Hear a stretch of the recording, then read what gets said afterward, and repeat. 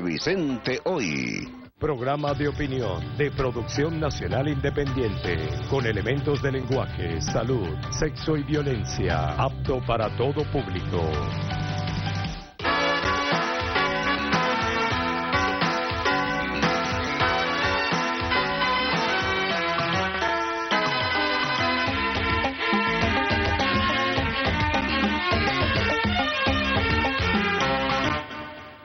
Amigas y amigos, Tibisay Lucena, presidenta del Consejo Nacional Electoral, fue contundente. Incluso empleó un lenguaje pedagógico al abordar el tema del revocatorio en su rueda de prensa del 9 de los Corrientes. Entonces le ofreció al país la reseña histórica de la novísima institución consagrada en la Constitución Bolivariana de 1999. Habló del respeto a los derechos de los ciudadanos, de todos por igual, no solo de los que auspician en la actualidad el revocatorio, sino también de aquellos que lo adversan, así como los derechos de la persona que fue electa por el pueblo en comicios libres y democráticos, como es el caso de Nicolás Maduro. Pero eso sí, dejando claramente establecido que la norma está sujeta a una serie de requisitos que establece la ley y los reglamentos, y que además rigieron en la realización de casos anteriores. Pero la respuesta al planteamiento responsable y serio de la presidenta del Consejo Nacional Electoral ha tenido la característica de siempre por parte de la oposición: el insulto, la descalificación procaz, la ofensa personal. No ha habido hasta ahora un solo argumento que desmonte lo dicho por la rectora. Al contrario, lo que sostienen aquellos que la cuestionan refuerza los lineamientos generales de su posición. De lo expuesto por Tibisay Lucena se deduce que hay lapsos y requisitos de obligatorio cumplimiento por las partes. Y también, aun cuando ella no lo manifestó directamente, que existe un elevado grado de responsabilidad en los que promueven el revocatorio del presidente Maduro, por la demora en promoverlo, como ya ha quedado probado, y por los múltiples errores y fallas que pueden ser calificados de delitos electorales durante la recaudación del 1% de las firmas. A la oposición no le queda otra alternativa que el respeto a la máxima autoridad electoral, acogerse a lo que decidió y expuesto, porque de lo contrario estaría dando un salto en el vacío. En este sentido, la respuesta de la oposición no puede ser la reedición de un pasado de violencia que los venezolanos recuerdan como pesadilla. La respuesta no puede ser la amenaza, con la intención de que el CNE cambie de opinión y le dé la razón. Por ejemplo, la amenaza de una marcha de 1 millón de personas sobre Caracas el próximo 1 de septiembre. Constituye un chantaje inaceptable, además de una abandonada. La MUD no está en condiciones de movilizar ese volumen de personas porque su capacidad de convocatoria, como lo demuestran todos los actos que realiza, está en su nivel más bajo. Pero ¿qué ocurriría? Tiene uno que preguntarse si lograse que una cantidad igual de chavistas se concentrara en Caracas en defensa de la Constitución y del presidente legítimo de la República. ¿Cuál sería el resultado? Sin duda, un choque cruento, que es lo que andan buscando los factores internos y externos que estimulan un desenlace violento de la situación venezolana. Es decir, que los venezolanos nos matemos. Ya con la convocatoria de una marcha similar el 11 de abril de 2002, la oposición incurrió en un error histórico del cual aún no se repone. ¿Repetirá el error ahora? Pausa y al regreso converso con Jorge Rodríguez, alcalde del municipio Libertador y dirigente nacional del PSUV.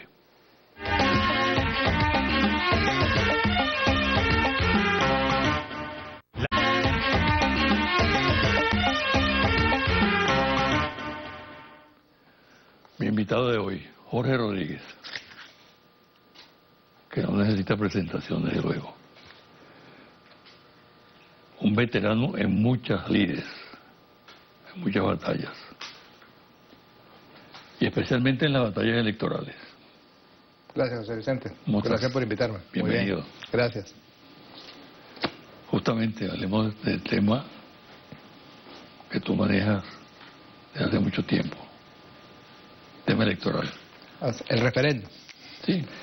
Fíjate, nosotros hemos afirmado, y yo quisiera ver si podemos hacer un ejercicio de objetividad, si pudiéramos salirnos un poco del ambiente polarizado para trabajar en base a datos, en base a hechos, para tratar de convencer y tratar de comprobar que detrás de la alaraca que ha venido haciendo la oposición venezolana, la derecha venezolana, la dirigencia de la oposición venezolana, alrededor de una supuesta activación de un referendo revocatorio, no hay ninguna verdadera intención de convocatoria de ese referendo. La intención es otra. La intención ya la reveló Henry Ramos Alup desde el mismo momento en que, después de la victoria circunstancial en la Asamblea Nacional, se envalentonaron, se creyeron que estaban ya listos para el asalto a la colina y decidieron por todos los medios, así lo dijo Ramos Alup en su oportunidad en el mes de enero, derrocar el gobierno constitucional del presidente Maduro. Y este proceso que han venido desarrollando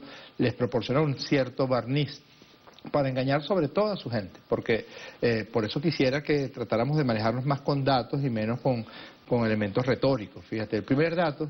Pero tú señalas ya de antemano que ellos no tienen interés realmente en el revocatorio. Nunca lo han tenido y voy a tratar de demostrarlo con datos, sin entrar en elementos de que yo opino esto y ellos opinan otra cosa. El primer dato es el dato temporal, cronológico. El referendo revocatorio señala que cumplida la mitad del mandato presidencial y el presidente Maduro fue elegido para completar el mandato del presidente Chávez.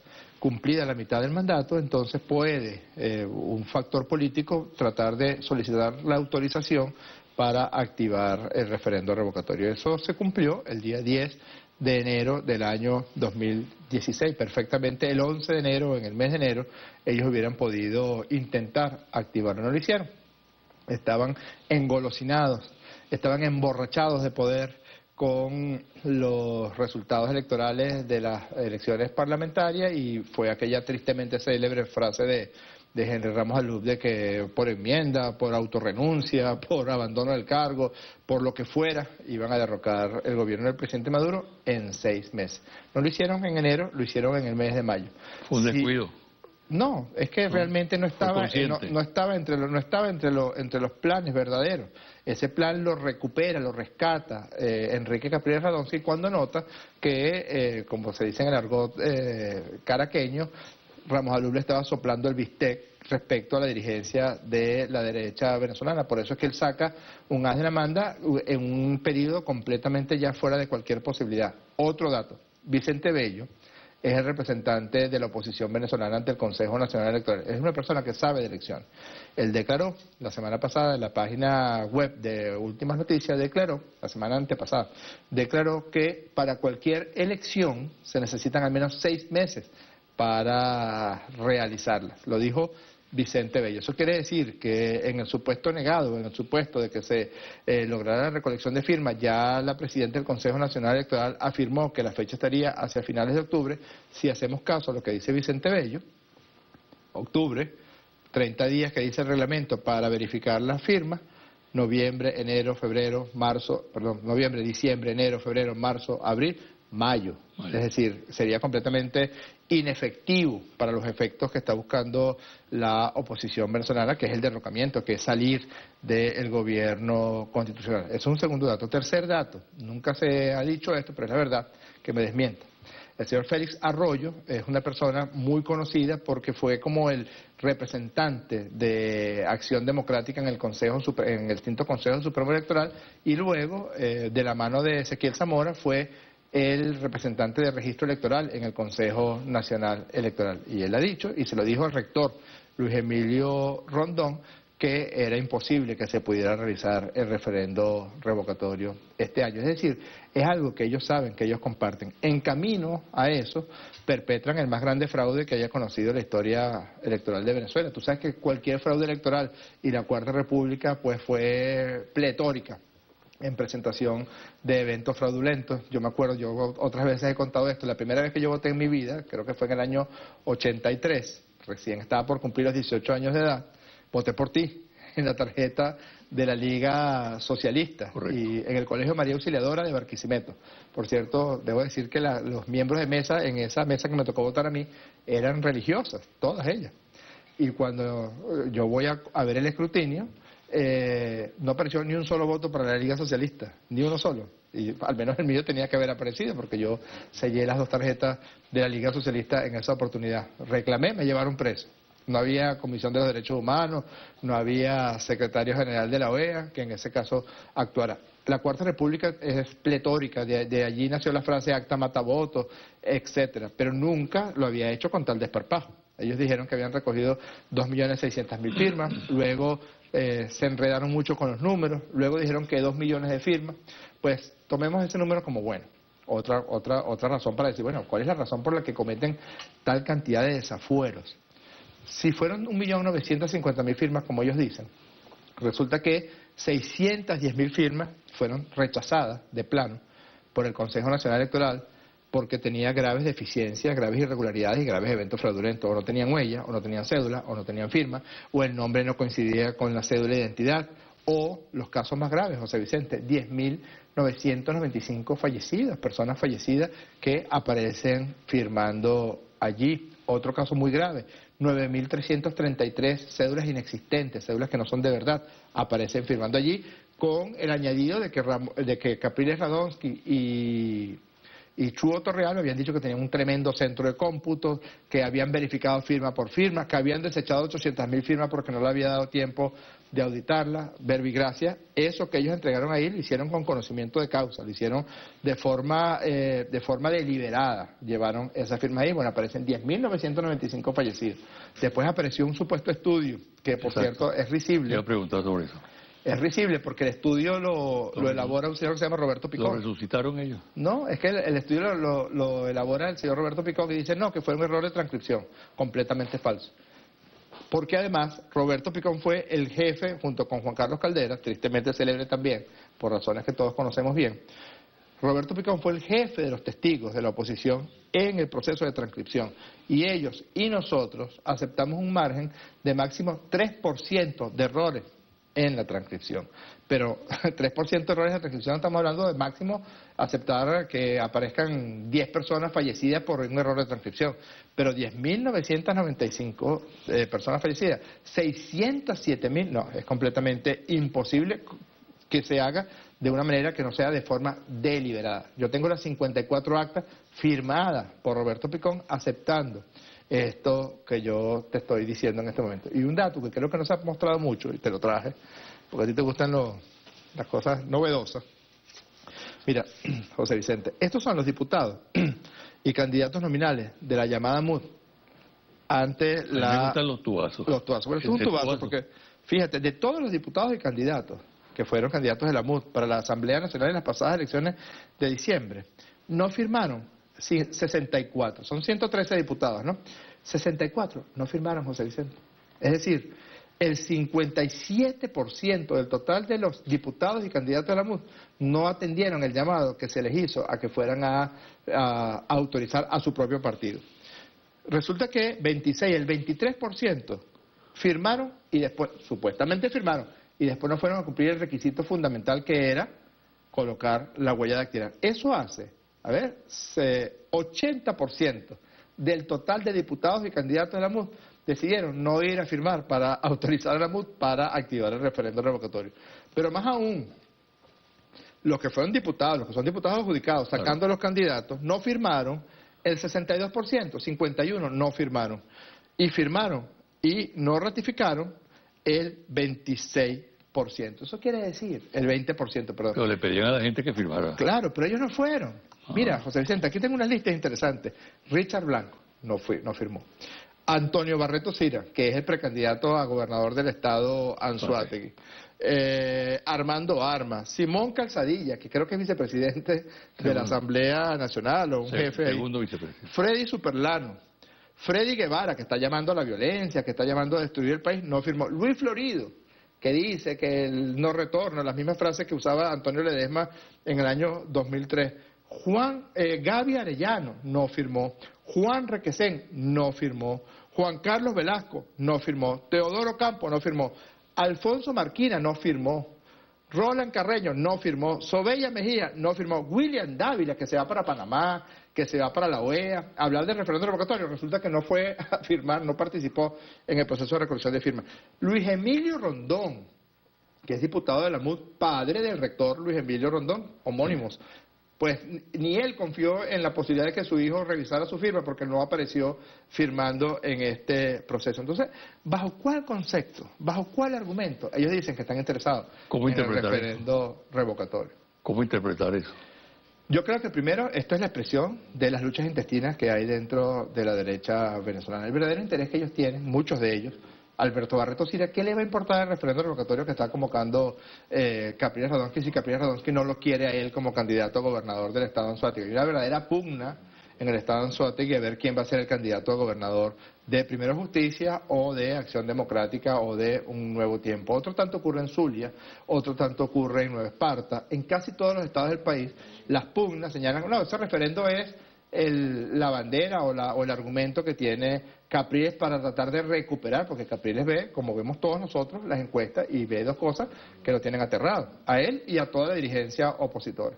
La primera es la caída estruendosa en el favor popular de esa directiva de la Asamblea Nacional, de esos diputados de la Asamblea Nacional, porque eso también conformó un fraude, José Vicente. Ellos no mostraron a los candidatos ni dijeron lo que iban a hacer en la Asamblea Nacional cuando resultaran electos. Y mira el desastre que ha ocurrido, que han caído más de 54 puntos en las encuestas en cuanto a aceptación de la opinión pública venezolana. Eso es lo primero, que están aterrados por eso. Y lo segundo es que Capriles no puede aceptar que Ramos Alup o que Leopoldo López tengan mayor aceptación en el mundo opositor que él.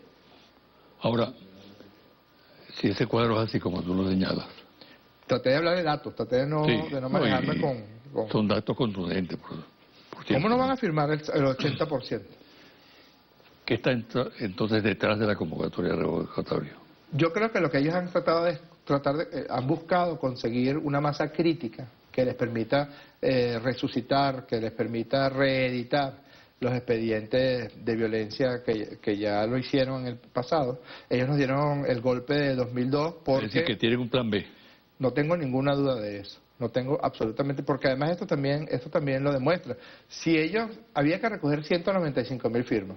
¿Por qué no recogieron 195.000 firmas? Tenían 30 días para hacerlo. Hubieran podido llevar 195.000 firmas con la fotografía y con la fotocopia de la cédula de las 195.000 personas. Eso se recoge en menos de un día. Pero hicieron todo el proceso de guerra mediática y guerra psicológica para decir, no, ya tenemos 3 millones, tenemos 2 millones. Era completamente falso. Y además, de esos 2 millones, que dijo 1.950.000, que dijo Capriles y dijo Torreal y dijo Ramos Alup, José Vicente, solamente fue a ratificar la firma menos de 400.000 personas. Es decir, el 20% de todo ese universo que ellos supuestamente llevaron. Si hay diputados de la MUD, si hay vicepresidentes de la Asamblea Nacional, si hay presidentes de comisiones que ni siquiera se dieron por enterados de esta convocatoria. Bueno, si hay un plan B, ¿qué está haciendo el chavismo?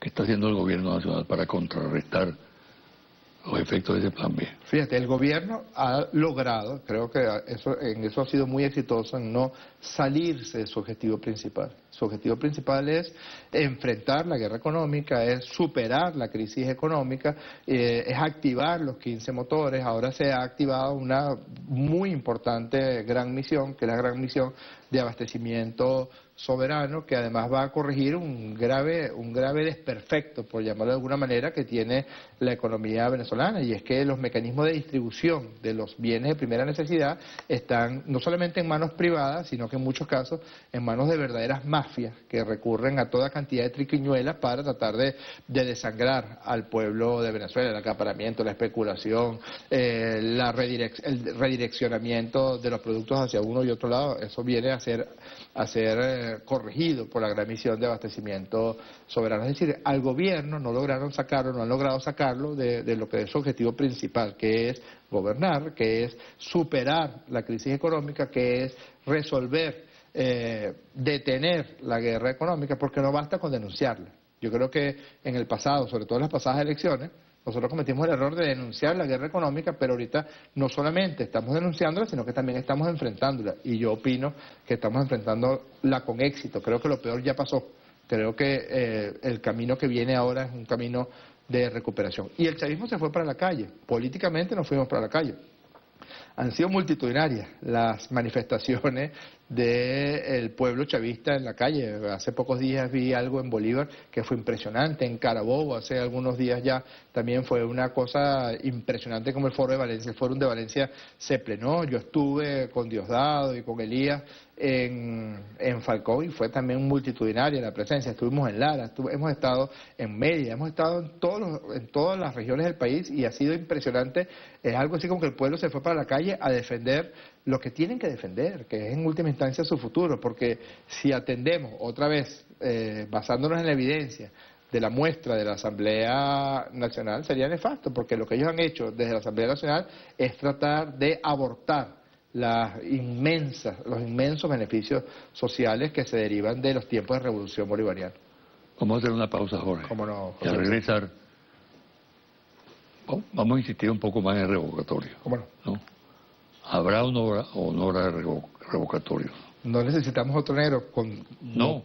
Estoy seguro que no habrá. Vamos a comenzar el negro con eso. ¿Cómo no? Una pausa, güey.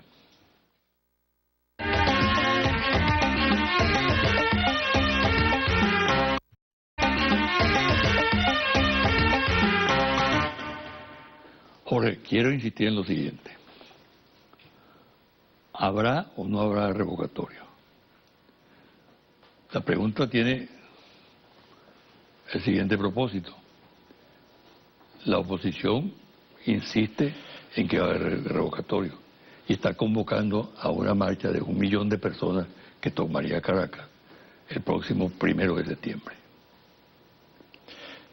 Estoy absolutamente seguro de que es completamente imposible. Creo que ya abundamos en el pasado segmento que se convoque un referendo revocatorio en el año 2016. Y esta historia todavía no ha concluido porque hay miles de demandas, más de 8.300 demandas en los 23 tribunales superiores de los 23 estados del país de personas que les usurparon su identidad, de personas que tienen un familiar fallecido y aparece firmando. Es completamente absurdo ese argumento que utilizaron de que fue un error en la transcripción, porque si eso fuera cierto, José Vicente, entonces los testigos de la MUD y Roberto Picón, que hizo el estudio, tiene que haber sido cómplice porque él participó en todos los procesos de auditoría. La transcripción se hace 2 veces, se transcribe una vez y luego sin que la otra persona, sin que el otro técnico sepa cuál fue el dato que se vació aquí, se transcribe de nuevo. Eso siempre está contemplado en esos procesos de manejo. No hay posibilidad de que hay posibilidad de que haya referendo revocatorio en el año 2016, es completamente imposible. Ellos saben que no hay posibilidad. Ellos están completamente seguros de eso. Incluso están buscando la forma de salir de esa situación. Ellos saben que es imposible que se convoque. Los técnicos... Ahora, ¿cómo salir entonces de la avenida? Entonces ellos están convocando como siempre hacen, a buscar que la violencia tape la realidad, que la violencia tape el engaño al que sometieron a su propia gente. Ellos utilizan técnicas de propaganda de guerra y técnicas de guerra psicológica para que la gente...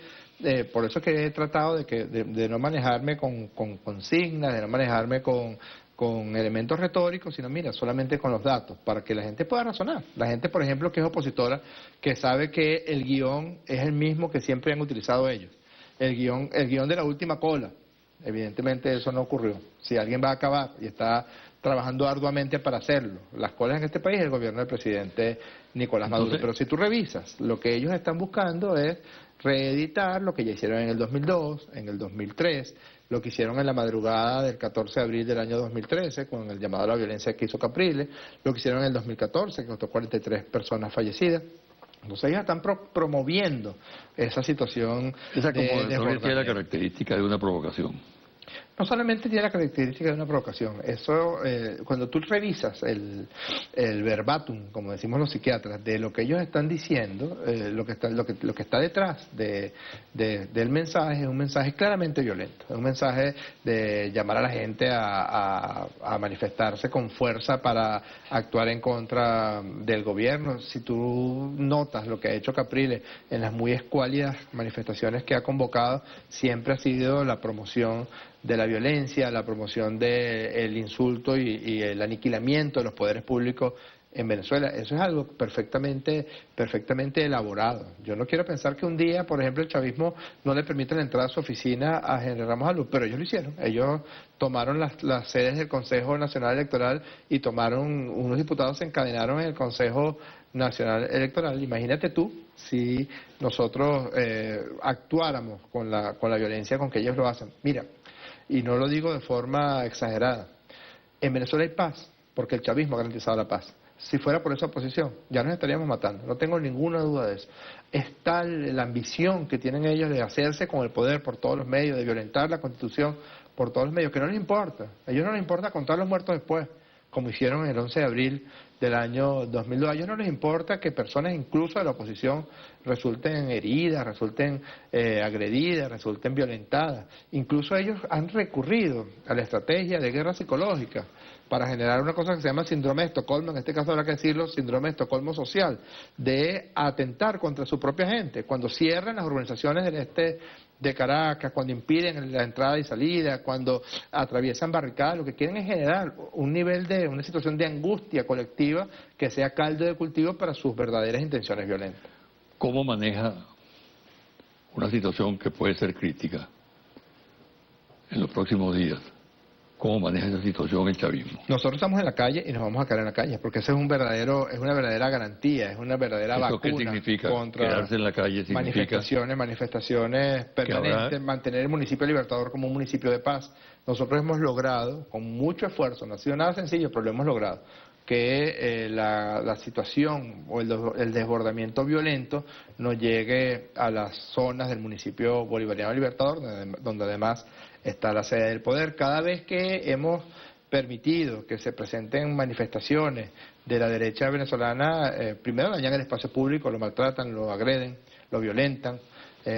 Yo creo que de una manera un poquito envidiosa, perdóname que lo diga, porque hace poco pasé, circunstancialmente, hace unos días pasé por una plaza que están haciendo en Chacao, que se llama la Plaza del Inmigrante. Creo que tienen ya 2 gestiones de alcalde haciendo esa plaza en Chacao, y todavía no solamente no lo han terminado, yo creo que todavía no lo han empezado. Lo que hicieron fue ponerle unas vallas. Esa plaza es del tamaño de un matero de la Plaza Diego Ibarra, pero cuando van a la Plaza Diego Ibarra, entonces sí, la agreden, la rompen, manchan la fuente. Hace poco atentaron contra la Casa de la Juventud y la Cultura Robert Serra en La Pastora. Es decir, es claro el expediente violento. Y además el orden público tiene que prevalecer, porque el orden público existe precisamente para garantizar que se respete la Constitución, pero que sobre todo se respeten los derechos que tenemos todas y todos de vivir en paz. Yo estoy seguro que ni siquiera alguien de la oposición o alguien que haya votado por la oposición quiere que lo que estos locos están planeando realmente ocurra. El descrédito del país en el exterior es terrible, ¿no? Dada la cuestión mediática y una serie de agresiones contra el país, ¿no? Deformando completamente la imagen de Venezuela. Y la realidad. Sí, y la realidad, por supuesto. Bueno, ¿qué efecto puede tener esa presión internacional que hay en este momento? ¿Y cómo asumirían el hecho de que no haya revocatorio? Bueno, en primer lugar, por eso es que es importante explicar bien cuáles son los procesos que pueden conducir a la activación del artículo 72 de la Constitución, explicar bien que hay un reglamento que se aprobó en el año 2007, explicar bien esto. Yo no sé cómo pueden explicarles ellos por ejemplo, el señor Richard Blanco, que se la pasa en el exterior. Por cierto, ¿quién pagará esos viajes? Sería interesante saberlo. O el señor William Dávila, o el señor Luis Florido, que se la pasa en el exterior pidiendo revocatorio. Y si uno va y dice, mire, ya va, pero el señor Florido no firmó. El señor Florido no está de acuerdo con el revocatorio, porque él no asistió a un proceso de solicitud lo lógico sería que los dirigentes de la derecha venezolana aparecieran. Estas son cosas muy contundentes que habría que mostrar también en la opinión pública internacional si no hubiera una actitud interesada de ciertos centros de poder en el mundo entero que ven como una especie de restauración de la derecha en el continente latinoamericano, restauración que, por cierto, como la mentira, tiene patas cortas, porque ya se está empezando a ver como que, por ejemplo, de una manera muy digna, el gobierno del presidente Tabaré Vázquez detuvo pues un verdadero chantaje, un verdadero soborno al que intentaban someterlo el gobierno de facto de Brasil. Dígase lo que se diga, lo que hay en Brasil es una dictadura. Dígase lo que se diga, la caída en la popularidad del gobierno de Macri en Argentina ha sido tan vertiginosa como la caída de la opinión pública venezolana sobre Ramos Alup, por ejemplo. Así que yo creo que también ha sido tan exagerada, ha sido tan salvaje, ha sido tan bastarda la acción de guerra psicológica, de guerra mediática, ni siquiera contra el gobierno chavista, ni siquiera contra el gobierno del presidente Maduro, sino contra el país entero. Yo a veces me pregunto, si esa gente llega a ser gobierno alguna vez, ¿cómo va a recoger el agua que ha derramado respecto a la opinión que tiene Ramos Alup, por ejemplo, de la Fuerza Armada Nacional Bolivariana, a quien les ha dedicado los más terribles improperios, de quien ha vituperado?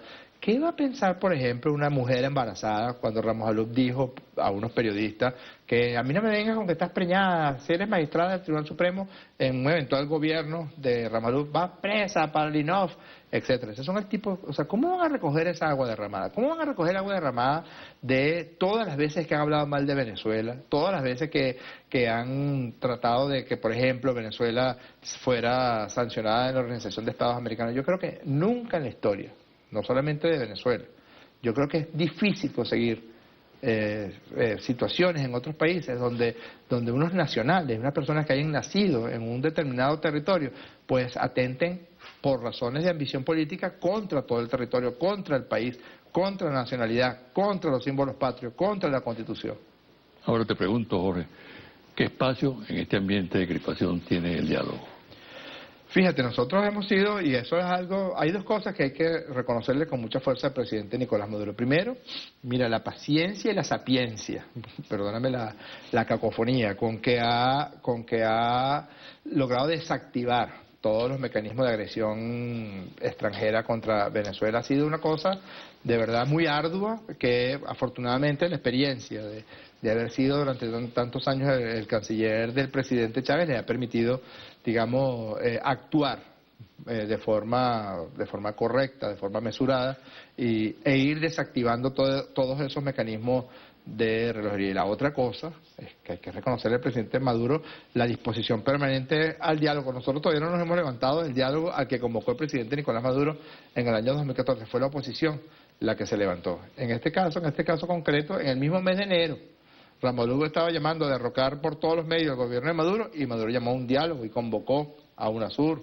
convocó a 3 personas que tienen un gran reconocimiento en el ámbito internacional, que son el presidente Rodríguez Zapatero, el presidente Martín Torrijos y el presidente Leonel Fernández de República Dominicana. ¿Cuál ha sido la actitud de la oposición venezolana? Insultarlos, vituperar de ellos, insultar a la República Dominicana. Ramos Alup dijo, llamó vaina a un país entero. Imagínate tú, yo para esa vaina no voy, refiriéndose a República Dominicana, refiriéndose al presidente Danilo, a quien felicitamos porque recientemente fue investido como primer mandatario de República Dominicana. Ellos, esa ha sido la posición. Y luego han establecido una serie de condicionamientos, de condiciones malcriadas, de típico niñito que no quiere ni siquiera permitirse la interlocución, porque si usted quiere conversar, si usted quiere dialogar de temas importantes que le importan, que le conciernen a todo el país, a todas las venezolanas y a todos los venezolanos, no pongan condiciones, siéntese y hable. Fíjate tú, hay gente en la oposición dispuesta al diálogo. Sí, es verdad. Incluso escuché una entrevista recientemente de Enrique Márquez, sí, es verdad, el vicepresidente, que es del Partido Un Nuevo Tiempo, en una posición proclive al diálogo y colocando el diálogo como algo fundamental. Eso es verdad. Contactos. Yo no puedo hacer ni siquiera a ti de alguna de algunos acercamientos que se han dado con sectores de la oposición, pero siempre se choca con el chantaje de los más violentos. Es decir, la violencia que es casi que congénita en el Partido Voluntad Popular sostiene como un chantaje al resto de los partidos. Es como si uno de los cuatro partidos de la oposición, uno tiene un revólver permanentemente apuntando a los otros tres. La actitud profundamente malcriada, colgada de la brocha de Capriles Radonsky, también ha impedido que sectores de la oposición venezolana que sí están dispuestos a sentarse al diálogo, pues lo hagan. Nosotros nos hemos mantenido, nosotros hemos dicho lo mismo que ha dicho el presidente Nicolás Maduro. La única condición que ponemos es que no haya condición. Es decir, que nos sentemos como adultos, que nos sentemos atendiendo la gravedad de los asuntos que tienen que discutirse en ese, digo gravedad en el sentido de la complejidad y de la importancia de los asuntos que tienen que discutirse en esa mesa de diálogo, y que dejen de estar poniendo argumentos fútiles para no sentarse. Finalmente, Jorge, algo de optimismo creo que se necesita, ¿no? Y por tanto, es importante lo que tú puedas decir acerca de un pronóstico en el sentido de lo que puede pasar. Yo creo que en efecto la verdadera intención que tenía la oposición venezolana era sacar al gobierno de su eje, de su centro, que era resolver la grave situación económica que iba, digamos, sobre dos patas. Por una parte, la guerra económica brutal contra Venezuela, que quien niegue que existe guerra económica es que no sabe cuáles son todas las agresiones que en materia económica ha recibido no solamente el gobierno, sino la población venezolana. Y por otra parte, la crisis económica derivada de la caída brutal de los precios del petróleo, que a la vez es una de las formas de guerra económica que el imperio norteamericano instituyó en contra de Rusia y también en contra de Venezuela. Afortunadamente, ¿se puede ser optimista en estas circunstancias? Sí, afortunadamente ahora podemos decir que se ve luz luego de haber recorrido un camino culebrero, como decía mi papá, luego de haber sorteado quién sabe cuántos obstáculos, y ya se empieza a notar pues que las distorsiones que se habían generado por estos dos eventos, digamos, agresivos contra la política venezolana, contra la política económica y contra la economía venezolana, ya empiezan a notarse. Es cierto que persisten las dificultades, es cierto que no es cualquier cosa que los ingresos petroleros hayan caído al nivel al que han caído, pero además, en esta situación, ocurre que este debe ser el primer gobierno del mundo entero que, a pesar de la situación de crisis, no ha hecho lo que hacen todos los gobiernos del mundo por lo general, que es empezar a recortar en la inversión social. Ha hecho exactamente lo contrario, ha incrementado salarios, ha incrementado cesta TIC, ha incrementado pensiones, persiste la atención gratuita a millones de venezolanos en la misión Barrio Adentro, persiste la gratuidad de la enseñanza. Un eventual gobierno de esta derecha lo primero que haría es ahorro. ¿Y qué es el ahorro? Dejar de invertir en la gente, dejar de poner comida en la mesa de las personas. Bueno, muchas gracias, pues. Gracias a ti, José Vicente. Y mucha suerte, ¿sabes? Gracias. Una pausa y al regresar los confidenciales.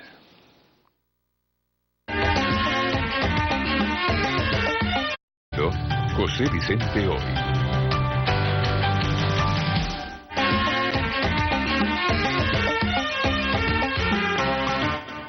Y ahora los confidenciales.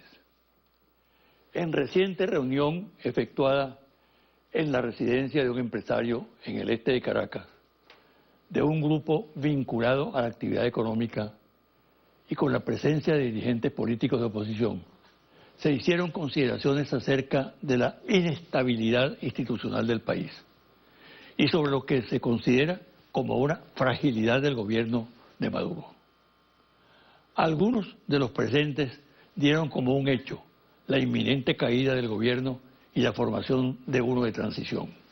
A estas apreciaciones respondieron varios asistentes, advirtiendo sobre el peligro de poner a rodar hipótesis sin fundamento, basadas en especulaciones subjetivas, al tiempo que recordaron lo sucedido con el golpe del 11 de abril de 2002, que se produjo presionado por el voluntarismo devocado de algunos sectores, los mismos que en la actualidad asumen igual posición. Para fundamentar este punto de vista, consideran que si bien es cierto que el gobierno de Maduro afronta graves problemas, no es menos cierto que cuenta con un importante apoyo popular y el respaldo de la Fuerza Armada Nacional Bolivariana. Uno de los asistentes remató su argumentación diciendo lo siguiente: cuidado con un nuevo error. El chavismo está dispuesto a pelear en las calles y cuenta con un amplio apoyo militar. No le veo la misma decisión a quienes dan por caído al gobierno. La reunión se disolvió con acentuadas divergencias y en medio de la confusión. Julio Borges ve afectado su liderazgo por las posiciones que internamente adoptan algunos dirigentes, entre otros Tomás Guanipa, y con los problemas que ocasiona la actitud de Capriles Radonsky, quien no es militante de Primero Justicia, pero actúa como si lo fuera y se ha posicionado de la campaña a favor del revocatorio. En los papeles desclasificados por Estados Unidos sobre la violación de los derechos humanos en Argentina, entregados recientemente al gobierno de este país, queda claramente establecido que el gobierno norteamericano conocía las ejecuciones, desapariciones y torturas que se cometieron durante el gobierno de Videla y cómo se estimularon esos métodos brutales. La maniobra que encabezan en el seno de Mercosur los gobiernos de Brasil, Argentina y Paraguay para impedir que Venezuela asuma la presidencia pro tempore del organismo forma parte de un plan para desmontar la política de Mercosur y limitar sus funciones, con el propósito de que ese debilitamiento institucional permita el logro de una alianza estratégica con la Alianza del Pacífico, influida de manera determinante por los Estados Unidos. Para la MUD y en general para la oposición, la unidad es fundamental. Es lo que le permite enfrentar electoralmente al chavismo. Sin duda, es imposible que lo logre si no cuenta con la unidad. Por eso, el empeño de sus dirigentes de ocultar y silenciar cualquier tipo de desavenencia interna. Pero la crisis en la MUD ya resulta inocultable.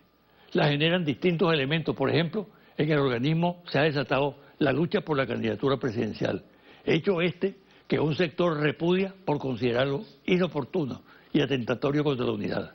No obstante, las aspiraciones de Ramos, Ayud, Capriles Radonsky y también de Borges, que se maneja con más discreción, empiezan a ocupar el centro de la política del sector. Hay otros elementos en juego, por ejemplo, la estrategia para las actuales circunstancias respecto al revocatorio, si este se da o no se da, como se deduce del curso accidentado del proceso. ¿Qué hacer si no se da? ¿Cómo reaccionar?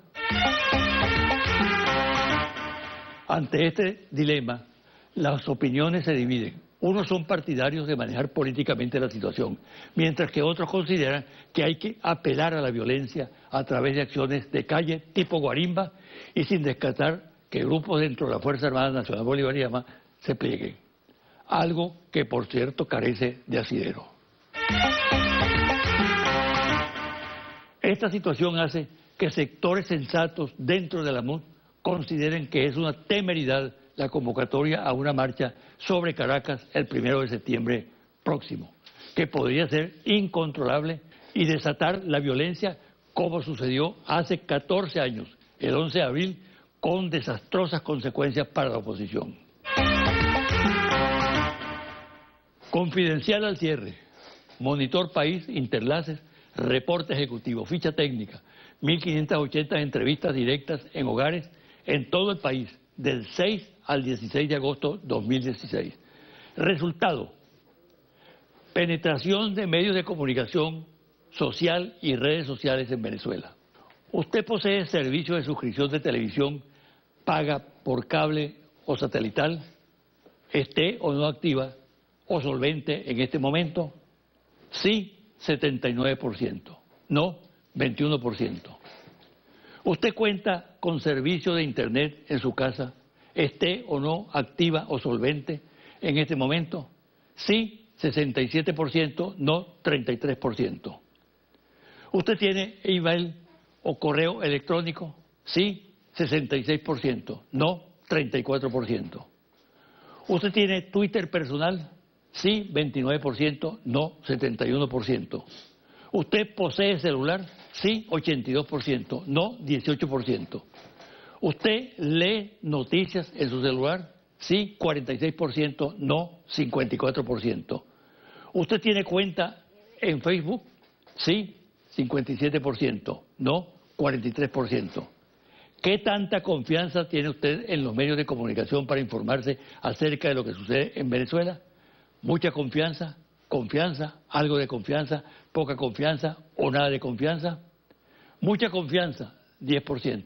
Confianza, 24%. Algo de confianza, 26%. Poca confianza, 29%. Ninguna confianza, 10%. No sabe, no responde, 1%. ¿Qué medio de comunicación en particular utiliza usted más para informarse sobre lo que pasa en el país? Televisión nacional, 39%. Televisión regional, 2%. TV internacional, cable, 13%. Periódicos, 16%. Radio, 6%. Portales de noticias, 12%. Twitter, 5%. Facebook, 5%. Ninguno, 1%. No sabe, no responde, 1%. Hasta aquí el programa de hoy. Me despido hasta el próximo domingo a las 9 de la mañana por este su canal Televen.